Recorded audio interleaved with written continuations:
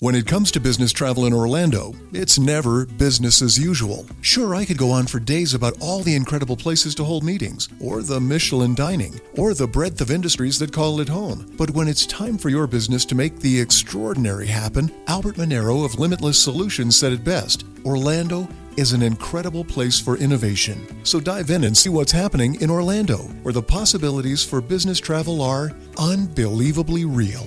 Learn more at orlandoforbusiness.com. The dust is settling in the US midterm elections, and joining us in amongst the dust as he dusts off his suit is Simon Marks. Kia ora, Simon. Good to have you here with us. So tell us, what's the latest on the results? Well, the dust is actually still flying because we've had a couple of results just in the last half an hour that are very interesting. In the House of Representatives, Congressman Sean Patrick Maloney of New York, a Democrat, has lost his bid for re-election. Why do we care about Sean Patrick Maloney? Because he's the chairman of the Democratic Party's Congressional Campaign Committee, and he couldn't get re-elected in the state of New York, a Democrat stronghold. Meanwhile, more good news for the Republicans. Within the last few minutes, it has been confirmed that Senator Ron Johnson, a conspiracy theorist to the max who has adhered himself with superglue to former President Donald Trump, has won his quest for re-election to the United States Senate. So the way these races currently stand is that we still don't know who's going to control majorities in the House and the Senate. The smart money suggests the Republicans will have a slim majority in the House. The Senate could be 50-50. There are still races where votes are being counted in Nevada, in Georgia and Wisconsin. And it may be that everything comes down to that Georgia race, which could go to a recount in December if neither of the two major candidates running, incumbent Democrat Raphael Warnock or his challenger, Democrat incumbent Raphael Warnock or his challenger, Trump-backed Republican Herschel Walker, rise above 50%. And because there's a third-party candidate there, they might not. So a runoff that could seal the fate of the Senate possible.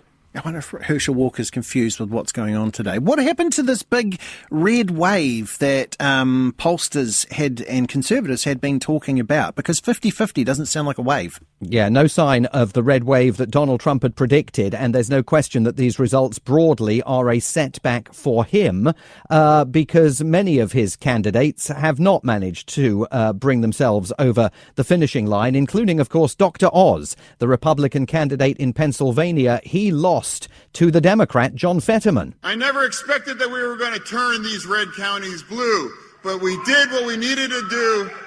And tonight, that's why I'll be the next U.S. Senator from Pennsylvania.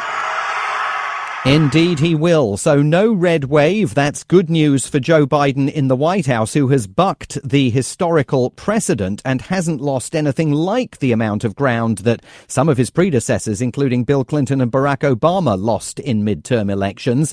There is another big winner of the night, and it is this man, Governor Ron DeSantis, down in Florida, the Republican re-elected with 60% of the vote. We have embraced freedom.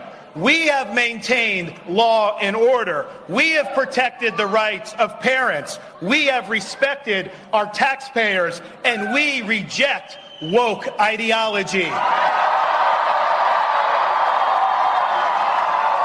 We fight the woke in the legislature. We fight the woke in the schools. We fight the woke in the corporations. We will never, ever surrender to the woke mob.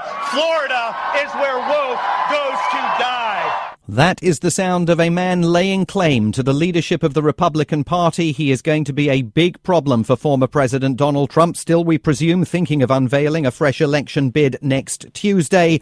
Not for nothing does the New York Post today describe DeSantis as the future. Thank you very much to Simon Marks there with us with the latest out of the US midterm elections.